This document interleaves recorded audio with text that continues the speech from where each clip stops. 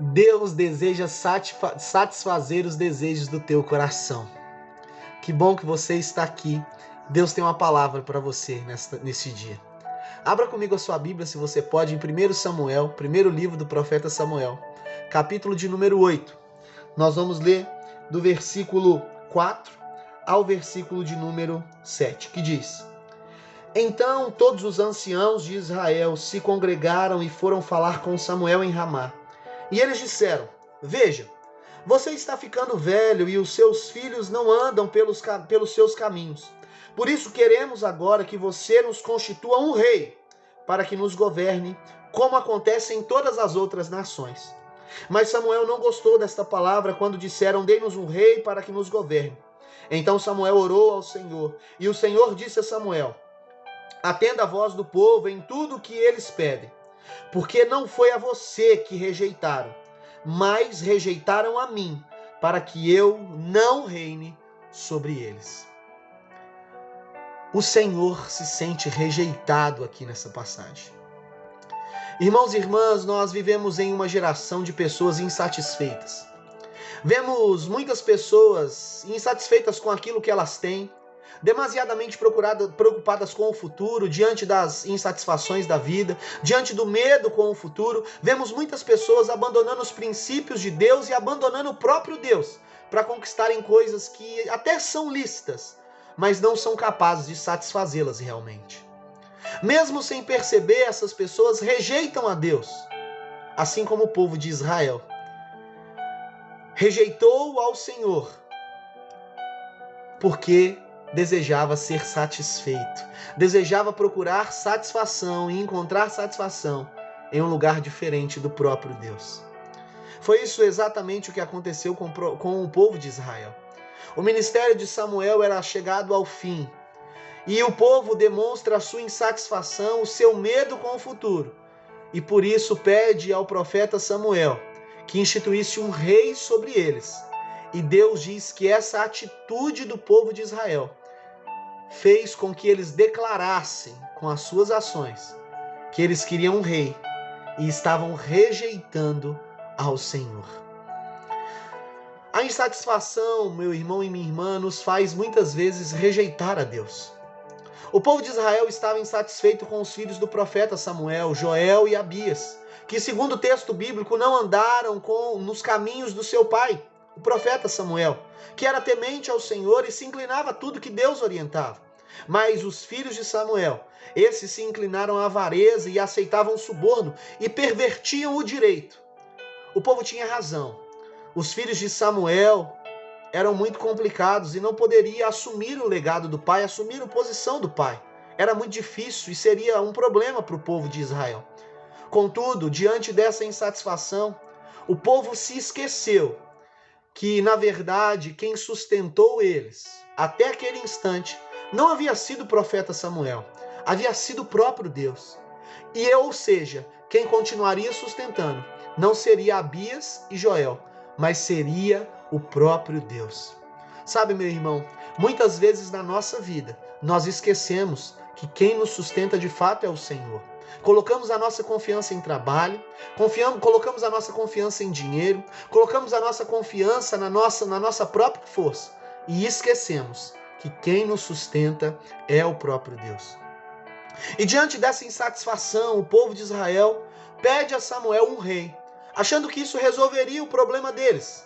Mas como nós bem sabemos, no decorrer da história, e aí você pode ler os próximos capítulos, até o capítulo 15 e 16 de 1 Samuel, nós vamos ver que esse rei que foi instituído foi Saul.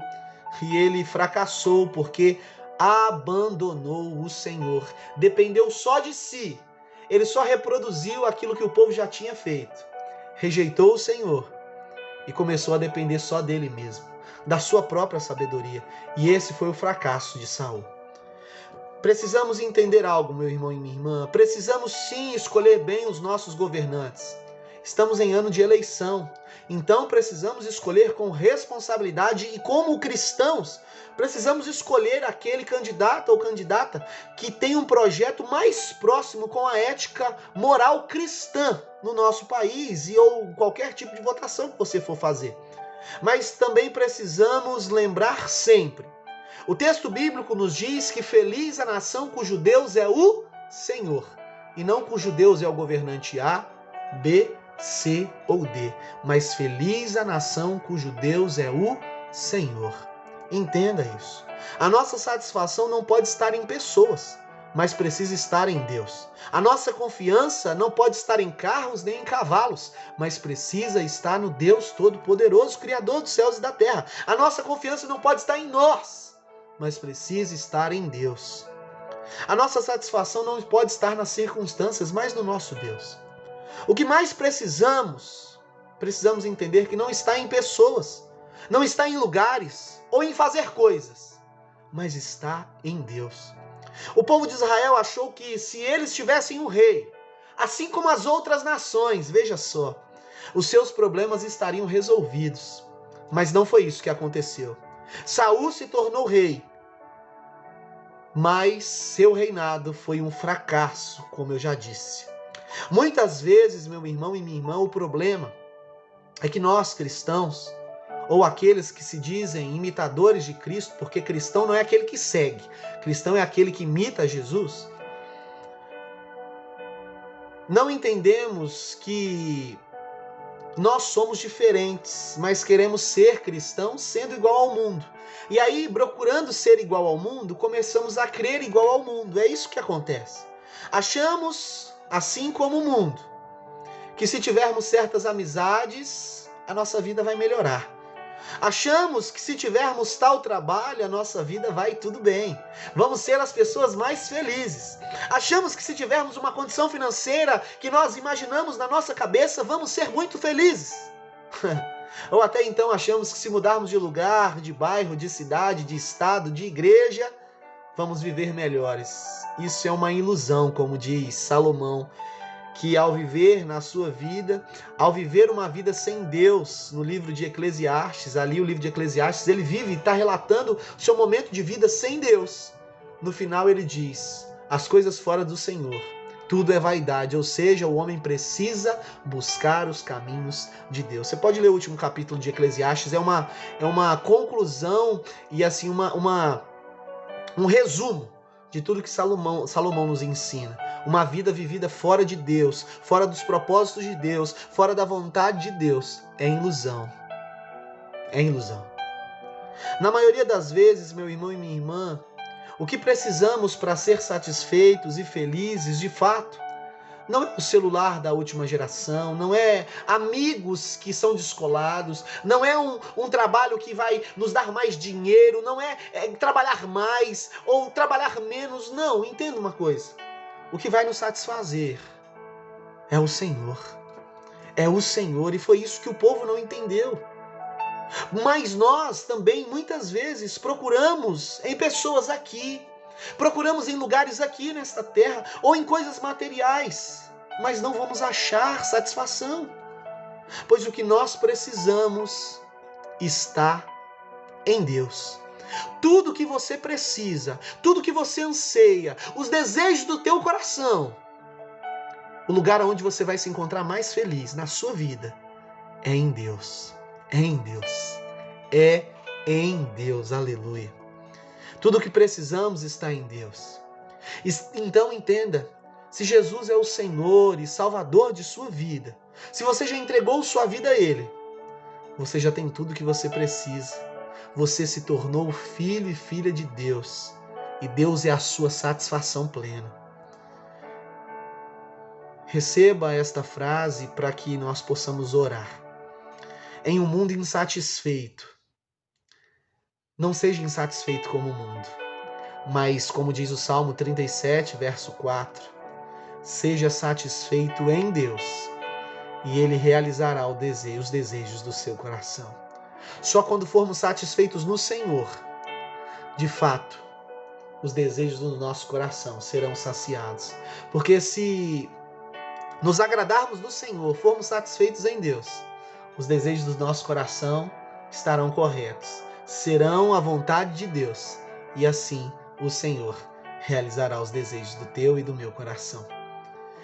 Eu sei que você provavelmente tem pedidos de oração, e eu vou orar pelos seus pedidos.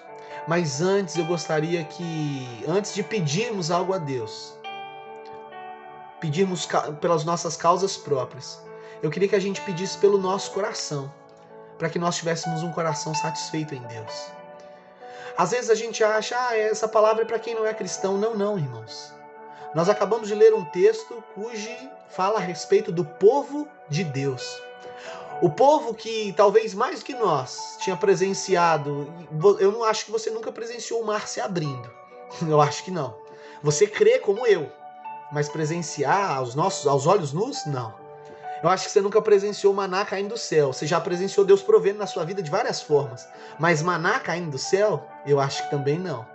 E esse povo havia presenciado coisas como essa e muito mais.